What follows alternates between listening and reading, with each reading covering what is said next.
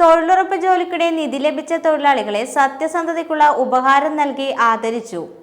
പരിപ്പായി കരീക്കണ്ടി മടപ്പുര ശ്രീ മുത്തപ്പൻ ക്ഷേത്രത്തിൽ വെച്ച് നടന്ന ചടങ്ങിൽ തൊഴിലുറപ്പ് ജോലിക്കിടെ നിധി ലഭിച്ച തൊഴിലാളികളെ judicial academy high court of Kerala additional director K Krishnakumar സത്യസന്ധതയ്ക്കുള്ള ഉപഹാരം നൽകി ആദരിച്ചു. ക്ഷേത്ര കമ്മിറ്റി പ്രസിഡന്റ് രാജീവ് ഇ അധ്യക്ഷത വഹിച്ച ചടങ്ങിന് Kanakarajan CV, Valsan PP, Biju KV എന്നിവർ ആശംസയറിയിച്ച് സംസാരിച്ചു. അശോകൻ M സ്വാഗതവും KK സോമൻ നന്ദിയും പറഞ്ഞു.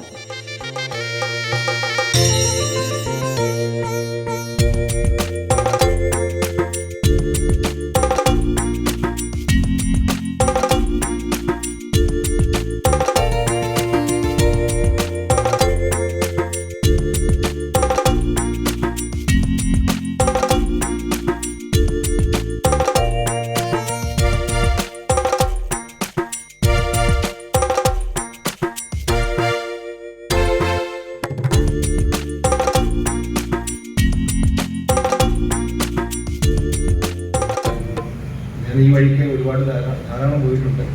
രാജീവൻ എൻ്റെ കൂടെ പഠിച്ചതാണ്. ഇവിടെ പഠിച്ച ഒരുപാട് പേരുണ്ട്.